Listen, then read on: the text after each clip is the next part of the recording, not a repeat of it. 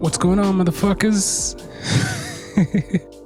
Alright. So, yeah, alright. I just gotta get into something real quick before we get started talking about DK Metcalf, because I know you clicked on the picture and you wanted to hear about DK Metcalf. But I'm not the greatest public speaker in the world. Speaking in front of a mic is not the most natural thing for me. I'm trying to get better at it. But I was coming at it from a standpoint of trying to make this scripted, trying to be clean, trying to be perfect with everything. But dude, I'm a human. I make mistakes. If you're going to listen to this, you're going to realize I make mistakes. Just personally, me speaking, I wanted to bring you more content that was coming from me. And so I'm just going to be more of myself on a microphone from here on out. So you're going to hear some swear words. I hope you're not a kid. If you are, I don't know, you should adjust your settings on your YouTube or whatever. But getting into it, man, I want to talk about this dude DK Metcalf because he's a beast.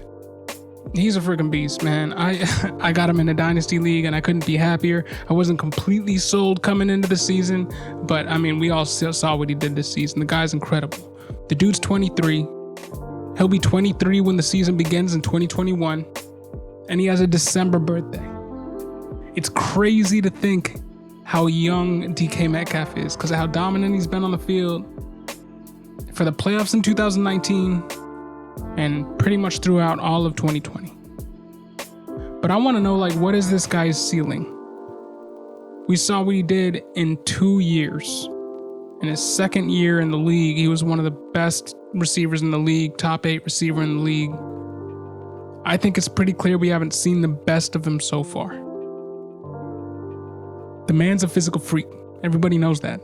He ran a 4.33 despite being 229 pounds at the combine. That shit just doesn't happen, bro. He also managed 27 reps on the bench press. As a wide receiver, that shit just doesn't happen. If you're a running back, you hope to get that many reps. If you're a defensive player, you hope to get that many reps. Wide receivers, it's good if they put up 15. And on top of that, dude was the 14th most targeted wide receiver in the NFL last season. He had 129 targets. The 13th most targeted receiver is actually his teammate, Tyler Lockett. Kind of crazy. But anyway, back to Metcalf. He turned those 129 targets into 83 receptions. And throughout the whole season, he accumulated 1,303 yards and 10 touchdowns. He was the wide receiver 5 in standard, wide receiver 7 in half PPR, and in full PPR. Dude's a beast. He managed to improve his catch percentage from 56.3 in his rookie season to 64.3 in 2020. That's pretty damn good. He upped his yards per target by a full 1.1 yards. He's yet to play less than 15 games in his young career. I know he's only played two years in the league, but the most important ability is availability. You hear that stupid fucking trope all the fucking time, and, you know, it's kind of true. It's kind of true. If you can't trust a wide receiver to be playing in your lineup in fantasy, he's not worth it. So, one thing I will say about him, he seemed to struggle with some concentration issues. He had drops. This season, despite playing with one of the most effective, efficient, and accurate QBs of all time in Russell Wilson, I'm saying this to paint a picture for you, he still had some issues. The prime years for a wide receiver, I've said it so many times, it's almost fucking ingrained in my brain, are historically 27 through 29. He was a top 5 wide receiver at 22/23 years old in 2020, despite being the wide receiver 2 in his offense by target share. by target share on a run-first team with a QB that was hamstrung halfway through the season by bad coaching and a stunted offensive scheme. We've seen it. What we saw in the beginning half of the season, Russell Wilson was killing it. Everybody was on board the let Russ cook bandwagon, and then halfway through the season, they scaled back his passing attempts. They tried to implement more of a run-first scheme, and the offense kind of fell apart. But even with that happening, DK still put up numbers. But imagine what he can do if he fixes his issues with drops and his issues with concentration in his third year in the league. What if he commands more of a target share from Wilson? These are all things that speak to him fully realizing his potential. He could put up one of the all-time great seasons. He had 2,203 yards in his first 2 years in the league. That's an average of 1,101 yards a year.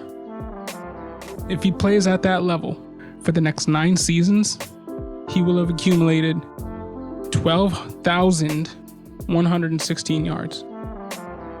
That would put him top 25 all time in yards if he did that.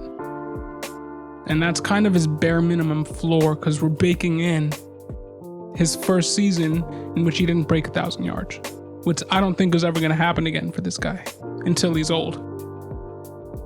And just for reference, Julio Jones is at 12,896 at 31. And I see no world in which Julio Jones only continues to average 1,101 yards. So I think we're looking at a guy who, for as great as Julio Jones has been, could be better. This man's going to be elite. He's going to be an elite level wide receiver 1 for friggin' years. He's essentially a stronger Julio Jones tied to a Hall of Fame quarterback. The Seattle Seahawks are not letting go of Russell Wilson anytime soon. I'm pretty sure that guy's just going to play out his career there. So I expect greatness in 2021. I expect greatness for the next 10 years. I'm predicting he gets to 100 plus catches, 1,600 yards, and 12 TDs next season, which would put him right up there. And honestly, he could exceed those numbers. But either way, I now think DK Metcalf's a perennial contender for the best, most dominant wide receiver in the league, personally. And I might be kind of projecting my own wishes in this prediction just because I have him in a dynasty league. So of course I want him to do great for the rest of his career. But I mean, if I'm looking at the numbers and I'm analyzing what he's done and I'm analyzing his projections, it's there. It's all there. And I just kind of broke it down for you. So what do you think? Do you agree? Do you think we've seen the best of him? Or, where on the spectrum do you think he falls in terms of all-time great Hall of Famer to, good number 1? But put your thoughts in the comments section below. My name is John Alsace. This is the Face Mess Podcast. Thank you for listening, and I hope you guys have a great day.